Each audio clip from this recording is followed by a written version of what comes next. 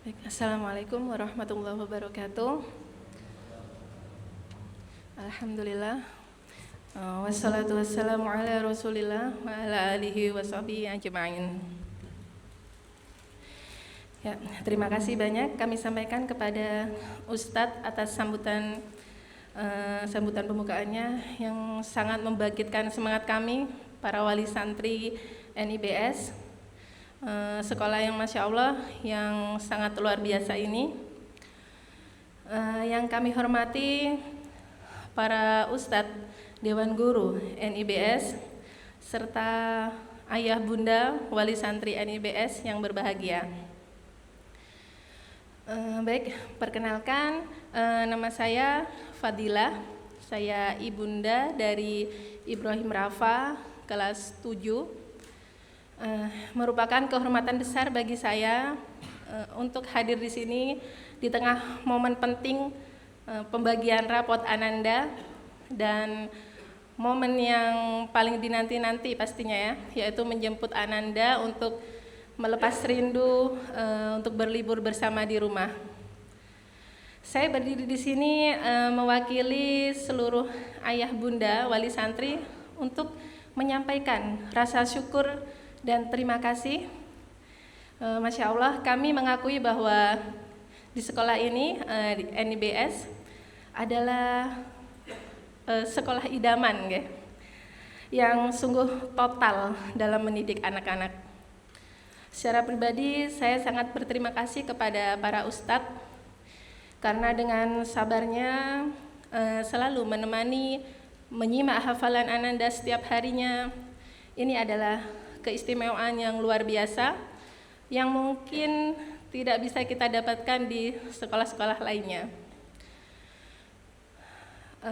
Bunda, kita semua tahu kekhawatiran terbesar orang tua saat Ananda akan melanjutkan sekolahnya ke pondok ke tingkat SMP adalah takut hilang hafalan Al-Qur'annya atau takut sulit untuk menambah hafalannya, karena mungkin dianggap nanti kalau sudah SMP nanti pelajarannya, kegiatannya ini bakalan tambah padat daripada sekolah SD sebelumnya. Namun di NIBS, insya Allah kita tidak perlu khawatir lagi. Alhamdulillah, NIBS sangat mendukung, bahkan memfasilitasi Ananda untuk mempertahankan dan menambah hafalan. Jazakumullah khairan Ustadz Kamal atas undangannya. Sebelumnya ngapunten, mohon maaf ini karena bertepatan dengan kegiatan evaluasi akhir semester kemarin, jadi padat sekali, jadi kami terlambat kirim materinya, jadwalnya baru tadi malam Dan alhamdulillah ini pas banget dikasih tema yang Masya Allah, yaitu mencetak generasi Qur'ani dari rumah. Nah, mungkin bunda yang bulan November kemarin sempat ikut Parent Talk, nggak apa-apa kita ngulang kembali. Oke. Sebelumnya ayah bunda, mengapa kita harus bersusah payah mendampingi Ananda, membuat Ananda ini harus hafal Al-Quran, setiap hari mengenalkan satu persatu ayat Al-Quran kepada Ananda. Sebenarnya apa sih tujuan, motivasinya, tujuannya itu apa? Nah bunda, jadi kita tidak hanya sebatas mendidik mereka pintar di dunia saja, namun lebih tinggi dari itu, tujuan kita adalah mengharapkan ridha Allah, meningkatkan iman dan takwa, mendapatkan ketenangan jiwa, dan tentunya ingin membentuk keluarga Ahlul Quran. Ayah bunda sekalian, mari kita teguhkan kembali niat tertinggi kita. Kita berkumpul di sini bukan sekedar mengejar nilai akademik saja, selain menginginkan tentunya mahkota di surga, namun ada kedudukan yang lebih tinggi yang akan diraih oleh anak-anak kita sendiri nantinya. Rasulullah SAW bersabda, Sesungguhnya Allah memiliki keluarga di antara manusia. Para sahabat bertanya, "Wahai Rasulullah, siapakah mereka?" Beliau menjawab, "Mereka adalah ahlul Quran, orang-orang yang ahli dalam Al-Quran. Mereka adalah keluarga Allah dan orang-orang pilihannya." Dan insya Allah nanti di surga nanti derajat para penghafal Al-Quran ini akan terus naik, akan naik setinggi ayat yang mereka baca. Sebagaimana dijelaskan dalam hadis tentang ahlul Quran, yaitu dikatakan kepada pembaca Al-Quran, "Bacalah, naiklah, dan tartilkanlah sebagaimana engkau tartil ketika di dunia. Sesungguhnya kedudukanmu berada di akhir ayat yang engkau baca." Masya Allah ya. Ini semua bunda tentunya ingin ya, cita-cita ya, untuk anaknya hafal Al-Quran. Hafalan yang Ananda setorkan ini adalah ibarat pupuk terbaik bagi benih jiwa mereka. Tujuannya apa? Tujuannya ya kita pupuk ini akan menghasilkan pohon yang berbuah lebat, yaitu apa? Yaitu yang dapat mengamalkan setiap ayat-ayat yang mereka hafalkan. Jadi menjadi anak yang solih dan muslih, bermanfaat bagi umat Islam. Contoh dalam kehidupan sehari-hari, hasil yang nampak ketika anak kita hafal Al-Quran, ya Bunda, nanti kita ini nggak perlu sering-sering berdiskusi, debat panjang lebar dengan anak tersebut, ya Masya Allah ya. Karena misal kita untuk menasehati mereka agar berbakti kepada ayah, bunda, orang tua, kita hanya perlu mengingatkan Ananda saja. Misal kakak Ananda ini sedang lelah atau sedang bad mood, hampir terpancing emosi, kita bisa tanyakan ke Ananda, kakak lupa surat Al-Isra ya, Al-Isra ayat 23 mengajarkan kita tentang apa, Kak? Diingatkan. Ananda akan hafal. Di situ kita nggak boleh bentak-bentak orang tua, ya. Dan ini juga bisa menjadi contoh yang baik untuk adik-adiknya, untuk kakak adiknya, bisa mengingatkan. Jadi selain untuk dirinya sendiri, insya Allah penghafal Al-Quran juga bermanfaat untuk keluarga, bahkan untuk umat Islam yang lainnya, insya Allah. Baik Bunda, izinkan saya untuk menyampaikan materi, tepatnya berbagi pengalaman atau tips dalam mendampingi Ananda menyelesaikan hafalan Al-Quran 30 juz dari rumah, yang mana tips ini nantinya insya Allah tidak hanya digunakan untuk membersamai Ananda saja, insya Allah nanti bisa juga untuk adik-adiknya juga. Baik, bisa lanjut Ustadz slide-nya. Ayah bunda, motivasi dan niat kuat yang tadi harus didukung dengan strategi yang tepat.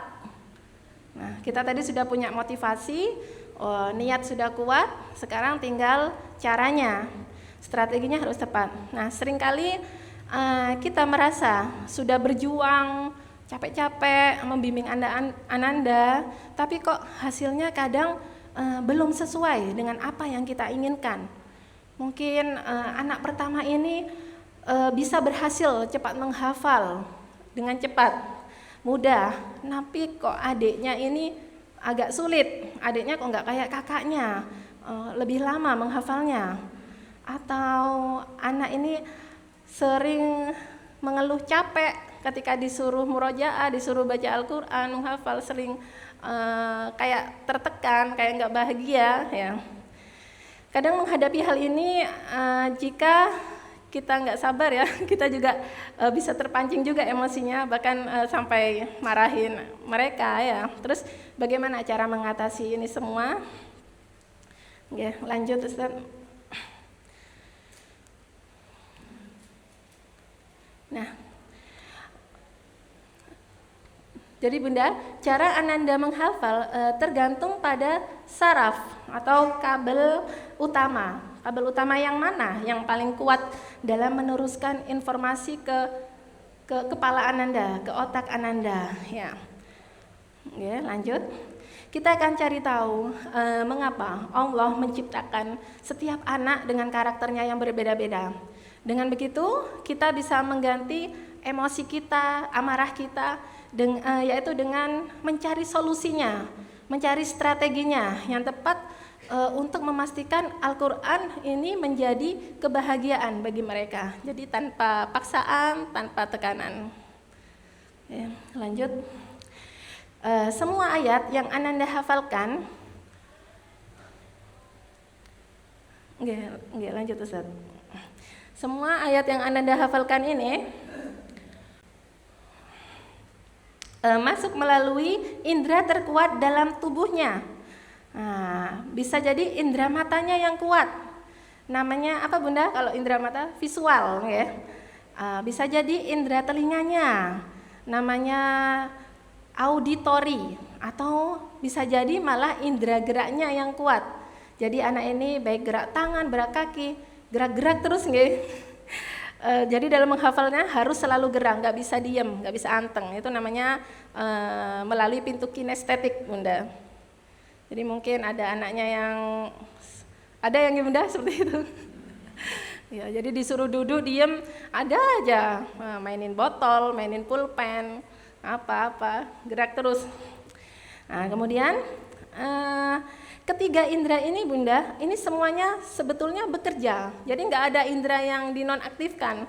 Misal dia suka mendengar, matanya tetap bekerja, geraknya tetap bekerja. Namun ada urutan dominasinya. Jadi jalur yang dominan adalah jalur yang tercepat dan termudah untuk Ananda dalam menghafal Al-Quran. Oke, jika kita salah memilih pintu, maka Ananda akan kesulitan dalam menambah Al-Quran, dalam menambah hafalan Al-Quran. Ya.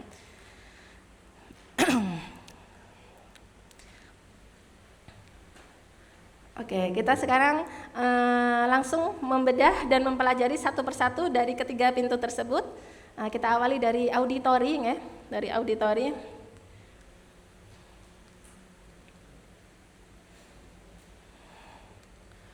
Terus Ustaz, siap. Pintu auditori. Jadi pada anak auditori, otak yang sering digunakan untuk menghafal Al-Quran ini adalah bagian lobus temporal Bunda. Jadi yang mana melalui pendengaran. Ya, pendengaran ini adalah sebagai jalur tercepat Ananda. Ayah bunda sekalian, sebelum kita bahas bagian otak-otak anak, bagian lobus, bagian dari bagaimana otak anak ini bekerja, anak ingin sedikit sharing. Jadi alhamdulillah sebelum saya kuliah di pendidikan guru dulu di UNED, saya juga pernah menempuh pendidikan di Akper di keperawatan di Lumajang, ya. Jadi di sana banyak belajar tentang anatomi, fungsi tubuh, bahkan termasuk cara kerja otak ini. Ya. Jadi saat kita bicara tentang lobus, bagian-bagian otak, kita akan lihat betapa ajaibnya, betapa sempurnanya cara Allah menciptakan bagian-bagian otak Ananda, otak-otak kita semua, untuk menghafal sesuai dengan karakter manusia masing-masing. Nah, seperti itu. Jadi baik, lanjut ya. Jadi di tipe auditori ini otak yang digunakan adalah bagian lobus temporal. Jadi lobus temporal ini adalah salah satu dari 4 bagian otak besar, ya. Ia berada di samping di atas telinga kita. Otak besar inilah yang menyimpan memori hafalan Al-Quran yang masuk melalui telinga, melalui pendengaran. Nah, saat anak menghafal Al-Quran, lobus temporal ini bekerja keras untuk menyimpan hafalan dan urutan ayat-ayat serta merekam suara murotal atau bacaan yang diulang-ulang. Jadi mirip dengan merekam irama, direkam sebagai irama. Ananda auditori ini mampu menghafal meskipun tanpa melihat mushaf. Jadi pokoknya mendengar saja, ya. Yang penting volumenya jernih dan diulang-ulang terus. Jika anak ini lupa dengan satu ayat tersebut, maka solusinya ia akan mengulang iramanya dari awal ayat atau ayat sebelumnya, nah sampai bunyi yang hilang tadi itu muncul kembali dalam ingatan kita. Ya. Kemudian ciri-cirinya, Ananda author ini sering minta bantuan bunda atau ayah untuk membacakan ayat yang akan dia hafal. Ya, ada ya bunda ya. Jadi bukan dia males bunda, bukan dia pengen manja-manja, tapi memang dia ingin dengan caranya dia sendiri, yaitu memasukkan suara ke dalam otaknya ya. Jadi dibacain aja. Nah, namun kalau memang bunda ayah nggak ada waktu nih bacain, mereka terpaksa harus baca sendiri. Nah, mereka akan membacanya dengan keras bunda. Nah, mungkin bunda kalau punya adik bayi, dia sering dimarahin, nggak boleh keras-keras kak, kasihan adiknya nanti bangun. Nah ini kasihan ya, jadi kayak sulit nanti malah paling. Jadi dia memasukkan suaranya sendiri ke dalam, berusaha memasukkan ke dalam pendengarannya seperti itu. Oke, lanjut Ustadz. Siapa sih yang paling cocok memakai pintu auditori? Nah, di sini adalah anak-anak yang memiliki pendengaran yang baik. Misalkan bisa membedakan huruf-huruf yang mirip ya, misal alif sama ain ya, apalagi sin, shin ya, nah dan sebagainya. Kemudian anak-anak yang masih kecil-kecil, usia dini, yang belum bisa membaca Al-Quran, masih Iqra 1, Iqra 2 seperti itu. Kemudian apa yang harus kita siapkan untuk anak tipe auditori? Nah, di sini ada 2 faktor bunda, ayah bunda. Yang pertama faktor internal dan faktor eksternal. Faktor internal ini kita siapkan hati dan pendengaran Ananda. Nah, jadi ini butuh kerja keras, karena seusia anak-anak kecil itu mereka sepertinya lebih suka mendengarkan lagu-lagu di film kartun ya daripada murotal. Ini bagaimana bunda sama ayah kerja sama bikin anak ini suka sama murotal. Gimana caranya? Ya bisa kalau pengalaman anak sih kita bikin dialog ringan gitu. Ayah, ini coba lihat Syekh Misari ini ya. Suaranya merdu banget ya, enak ya. Iya, udah gitu tampan lagi ya. Nah, kita seolah-olah kita nih ngefans banget sama beliau. Kemudian si anak ini ngikut kan apa yang orang tua suka, otomatis anak ini juga suka kan. Jadi kalau sudah anak ini suka sama saya ini, pegang, jangan lepas, jangan dikasih film kartun lagi. Jadi dipertahankan, setiap hari disetel. Ada itu YouTube-nya, sampai karena saking ngefannya nih, di YouTube-nya itu syekhnya lagi ngimamin sholat, sampai ditiru gaya mulutnya, gerak mulutnya, gerak alisnya, goyang-goyang kepalanya, mirip sekali, iramanya mirip, gaya tubuhnya mirip ya. Karena itu tadi anak ini sudah ngefans tadi, sudah mengidolakan. Nah ini dipertahankan kalau bisa sampai selesai, sampai 30 juz itu.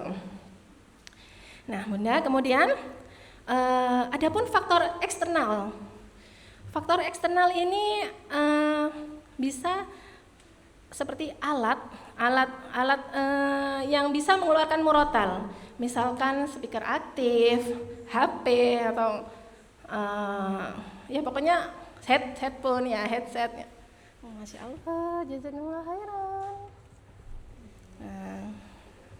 Makasih ya. Jadi pokoknya alat yang bisa memutar murotal. Kalau bisa ya 24 jam bunda ya. Kemudian apalagi mushaf atau Al-Quran ya. Mushaf ini nggak boleh ganti-gantian sama adiknya. Jadi khusus punya kakak ya punya kakak, punya adik. Gunanya apa? Gunanya untuk di situ kayak ada catatan pribadi bunda. Jadi yang sulit-sulit bisa ditandai di Al-Qurannya si kakak. Nah itu kalau campur-campur nanti bingung ya. Kemudian bagaimana cara penerapannya? Penerapannya yaitu mendengarkan berulang-ulang surat yang Ananda hafalkan. Ini kami ada saran ayah bunda, jadi bisa pakai aplikasi Al-Quran Indonesia yang logonya berwarna hijau itu ya. Itu mulai Ibrahim TK atau TK dulu kayaknya. Itu sampai selesai tetap pakai itu, nggak ganti-ganti. Jadi mau ngafalin surat An-Naba 5 ayat dulu, bisa diputar 5 ayat itu dari pagi sampai siang bisa bunda. Seperti itu. Kemudian hasil hafalan tadi disetor bunda, disetor dan disesuaikan dengan ayat mushaf. Meskipun dia ini punya kelebihan bisa membedakan huruf-huruf yang sama, namun namanya anak-anak ya, kadang juga ada salahnya juga. Jadi kita harus koreksi, disetor ya. Kemudian keuntungan dari metode auditori. Keuntungannya adalah waktunya bisa kapan saja. Mau perjalanan, misal perjalanan nih dari Jember ke Surabaya ke Jember, ini kan nggak memungkinkan anak ini pegang Al-Quran ziyadah, menambah, nanti pusing malah di jalan. Nah, setelin aja murotalnya, terus diulang-ulang, jangan dimatikan. Nah, nanti besoknya pulang ke Jember lagi, nah langsung kakak setor yang kita dengarkan kemarin di perjalanan. Nah ini insya Allah kalau anak auditori bisa langsung setor bunda. Kemudian keuntungan selanjutnya adalah makhraj dan tajwidnya ini cenderung lebih cepat benar, karena memang itu tadi ya, meniru 100% dari bacaan syekh idola mereka. Ya, jadi kalau syekhnya panjang ya mereka panjang, syekhnya pendek mereka bacanya pendek, seperti itu. Oke, lanjut Ustaz.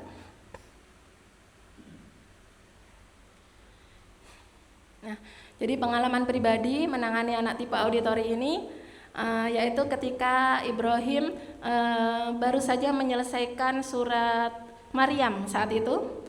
Nah, saat itu kita mau, kan dari kemarin-kemarin nih kita nyetelin Maryam terus sebelumnya Toha, Al-Anbiya seperti itu. Kita belum setel Al-Kahfi. Nah, saat itu Ibrahim tiba-tiba kasih kita surprise, kasih kita kejutan. Ayah, bunda, kakak mau setor Al-Kahfi 1 sampai selesai. Oh, emang bisa. Orang kita belum nyetel, belum dengerin. Ternyata kita tes, bisa ternyata. Dan selesai 1 surat Al-Kahfi. Nah, setelah itu kita penasaran, kita korek-korek, kenapa kok bisa ya? Ternyata Ibrahim ini dari kelas 1, ini kan Maryam ini selesainya awal kelas 3 kayak sepertinya seperti itu. Awal kelas 3. Jadi kelas 1 sampai kelas 1 2 ini ternyata Ibrahim ini selalu mendengarkan setiap hari Jumat, itu masjid itu kalau mau sholat Jumat itu nyetel surat Al-Kahfi. Nah, itu ternyata dia tanpa mungkin di bawah alam sadar atau gimana ya. Dia mendengarkan. Akhirnya kelas 3 dia sudah langsung setor aja. Mirip lagi sama syekhnya ya, Masya Allah. Jadi itulah keunggulan anak-anak tipe auditori. Ini kalau bunda udah ada di anak ciri-cirinya kayaknya kayak gini nih, nah segera difasilitasi nggih bunda. Nah, jangan disia-siakan eman-eman nggih. Baik, kemudian kita lanjut ke tipe visual. Nah, jadi tipe visual ini otak yang digunakan adalah bagian lobus oksipital, bagian otak yang letaknya paling belakang bunda, jadi berhubungan dengan mata ya. Jadi jika bunda menyentuh bagian belakang kepala, bawah sini bunda, nah disitulah pusat lobus oksipital berada. Tugasnya apa? Tugasnya adalah menerima semua sinyal yang ditangkap oleh mata. Ya, jadi kalau tadi pendengaran di mana bunda? Temporal, nah, kalau mata di oksipital.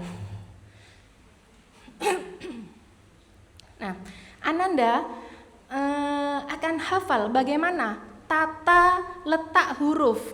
Jadi ayat ini, ayat 1 letaknya di atas. Misal ayat 4 letaknya di tengah, ayat 10 letaknya di bawah. Seperti itu. Ada ya bunda, anak seperti itu nggih. Jadi tahu urutannya. Kalau dites halaman berapa, dia pasti bisa jawab karena dia hafalnya dari kayak kamera lagi menangkap foto seperti itu. Kemudian saat ia lupa, ia bisa menutup matanya kembali dan mencoba memanggil kembali foto halaman tersebut. Fokus, nah, dan akan ingat kembali. Jadi mengapa ya anak visual harus menggunakan mushaf yang sama, nggak boleh ganti-ganti dan rapi? Karena lobus oksipital mereka merekamnya sebagai file gambar. Jika gambarnya ini berubah-ubah atau berantakan, nah ini mereka akan sulit dipanggil lagi ketika lupa tadi. Seperti itu. Nah, ciri-cirinya ketika mereka ziyadah atau menambah hafalan, jadi mereka ini harus fokus melihat halaman yang mereka hafalkan. Jadi kebalikannya auditori tadi, meskipun nggak baca Al-Quran, pokoknya denger aja. Kalau yang ini harus baca, harus lihat. Nah, nggak dengar nggak apa-apa ya. Dengan setelah lihat, suka dengan Al-Quran yang ini ciri-cirinya. Suka sama Al-Quran yang warna-warna. Setengah halaman hijau, setengah halamannya lagi kuning, ya seperti itu Bunda ya. Dia suka sekali sama seperti itu. Terus dia ini cenderung kalau lagi ziyadah dia diem, fokus, nggak bisa diganggu, matanya fokus ke Al-Quran. Nah, kenapa? Ya karena mereka ini sedang memfoto tadi seperti itu. Nah, meskipun mereka tidak menulis seluruh ayat, namun anak visual ini seringkali butuh pena, butuh pensil untuk apa? Ya untuk menandai, menggarisbawahi, melingkari ayat-ayat yang dirasa mirip atau sulit, ya. Nah, jadi kalau anaknya lagi fokus, ini tolong jangan diganggu ya Bunda, biarin aja. Dia sedang memfoto halamannya untuk dimasukkan ke dalam otaknya, oksipitalnya, seperti itu. Oke, lanjut. Ya. Nah, sekarang yang ketiga, ada anak tipe kinestetik. Kinestetik ini anaknya nggak bisa anteng kayak anak yang visual dan auditori tadi. Jadi kalau lagi menghafal, dia bisa mainin apapun yang ada di depannya. Dia bisa jalan ke depan, ke belakang, seperti itu. Kalau dia diem, dia malah nggak bisa memasukkan hafalannya ke dalam otaknya. Jadi memang harus bergerak, ya. Nah, lobus ini, kinestetik ini menggunakan korteks motorik, yaitu memori otot, muscle memory. Setiap gerakan, sentuhan atau posisi tubuh dikaitkan dengan ayat yang sedang dibaca. Gampangnya gini Bunda, seperti kita kalau lagi ngetik laptop, komputer Bunda, kita kan gerakan tangan kita itu sudah otomatis gerak ya. Nggak mungkin kita ngetiknya lihat A di mana, B di mana, C di mana. Ini otomatis sama ya, seperti itu. Atau gerakan sholat, pas berdiri kita baca apa, pas sujud kita baca apa, ya. Gampangannya mirip seperti itu. Nah, ciri-cirinya gimana? Ciri-cirinya yaitu tadi bergerak terus, nggak bisa diam, dan Bunda jangan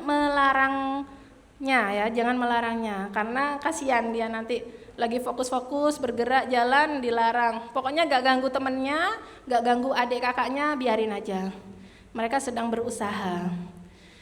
Lalu sempat ada pertanyaan, bagaimana bisa ya ilmu hafalan masuk jika anak ini nggak fokus, anak ini gerak-gerak. Nah, seperti anak yang sedang main-main seperti itu. Nah, kalau Bunda yang nggak tahu, ini dikiranya nggak fokus kan ya. Jadi anak kinestetik ini menyimpan informasi itu bukan melalui mata dan telinganya. Nah, orang tua ini harus paham ya, harus memfasilitasi, karena biasanya anak ini dianggap anak yang agak nurut gitu ya, agak nakal gitu, nggak bisa anteng, nggak bisa diem ya. Ya pokoknya mereka nggak mengganggu, biarin aja Bunda, seperti itu. Nah, kemudian slide selanjutnya Ustaz. Nah, bagaimana cara membedakan anak kinestetik sejati yang gerak-gerak tadi dengan anak audio atau visual yang sedang tidak fokus. Jadi ketiga anak ini sama geraknya, sama nggak antengnya, terus kita gimana bedainya? Mana ini yang kinestetik sejati, mana yang lagi nggak fokus? Nah, bisa dilihat dari pertama dari pola geraknya. Anak kinestetik sejati ini gerakannya itu teratur, Bunda. Kenapa? Karena memang dia lagi berpikir, maju mundur lagi, gerakin pulpennya pun teratur. Jadi nggak sembarangan ya. Kalau anak audio atau anak visual yang lagi nggak fokus, ini gerakannya acak-acak, malah sering mengganggu temannya, mengganggu ayah bunda seperti itu. Kemudian bisa dilihat lagi dari umpan balik. Ketika ditanya, anak kinestetik sejati ini yang gerak-gerak tadi itu berhasil setor. Ayo, bisa nggak setor? Ayat 3 sampai 5, berhasil Bunda. Namun anak yang nggak fokus ini, yang visual auditor yang lagi nggak fokus ini, nggak akan bisa, karena memang dia lagi nggak fokus, ya. Nah, lagi membuat kekacauan seperti itu. Oke, lanjut Ustadz. Ini terakhir, ya. Slide terakhir yaitu kunci menjaga hafalan yang tadi ya. Jadi kalau Ananda sudah berhasil mempunyai hafalan, kuncinya bagaimana biar hafalan ini tetap mungkin, tetap nempel, nggak hilang ya. Kuncinya ini alhamdulillah ya. Bersyukur sekali kami. Lagi-lagi kami berterima kasih kepada sekolah ini NIBS ya. Di sini ada halakoh Tafid ya, bersama Ustadz Robit dan Ustadz yang lainnya, nggih. Jadi alhamdulillah pengulangan ini memang harus berputar 360 derajat. Seperti jam dinding itu Bunda, harus berputar. Meskipun Ananda sudah hafal sekali, misal surat Al-Kahfi tadi, misal sudah di luar kepala, nggak boleh. Kakak udah hafal Al-Kahfi, lanjut ya, dari Al-Isra lompat langsung ke Maryam misal, nggak boleh. Jadi Al-Kahfi tetap harus disetor 360 derajat, nggak boleh lompat-lompat. Nah seperti itu. Jadi di sini di NIBS ini Ibrahim ini ada kita ya, anak-anak ini, masya Allah ada halakoh tahfidz nggih Ustaz.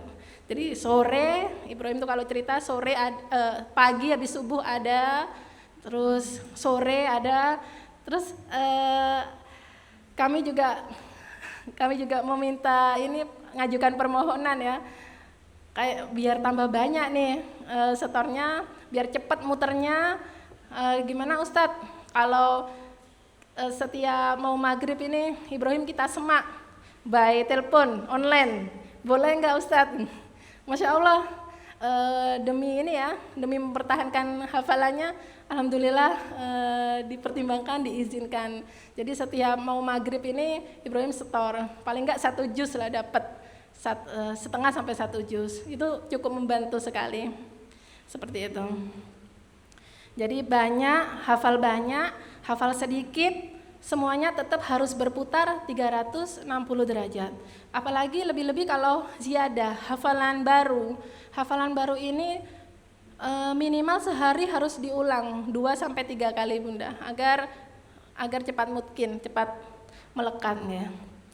Nah itu di NIBS. Mungkin nanti kalau di rumah adik-adiknya gimana caranya, ya tetap yang visual tetap kita kasih papan atau apa, biar mereka bisa tulis-tulis, biar bisa kasih pensil warna, biar mereka bisa tetap menggunakan kelebihan matanya ya. Untuk yang auditori tetap kita memutar murotal ya. Untuk yang Ananda tipe kinestetik ya, tetap kita izinkan mereka untuk bergerak saat menambah hafalan seperti itu. Oke, insya Allah cukup ya Ustadz. Semoga Allah memudahkan kita semua nggih, para ayah bunda yang sedang berjuang meraih surganya Allah salah satunya melalui hafalannya anak-anak nggih. Kami sekali lagi kami ucapkan terima kasih sebanyak-banyaknya kepada Ustadz yang sudah membimbing anak-anak. Jazakumullah khairan. Ya. Wassalamualaikum warahmatullahi wabarakatuh.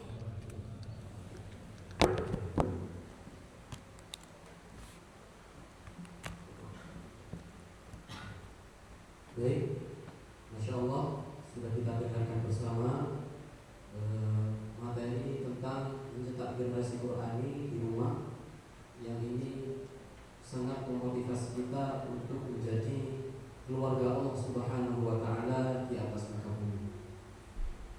Lalu selanjutnya adalah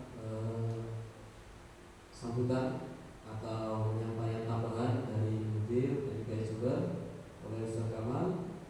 Waktu dan tempat kami haturkan.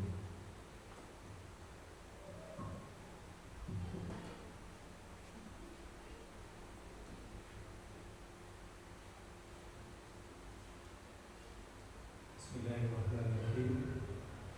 Assalamualaikum warahmatullahi wabarakatuh. Alhamdulillah, wassalatu wassalamu ala Rasulillah wa ala alihi wa sahbihi wa man tabi'ahu bi ihsanin ila yaumiddin, amma ba'd.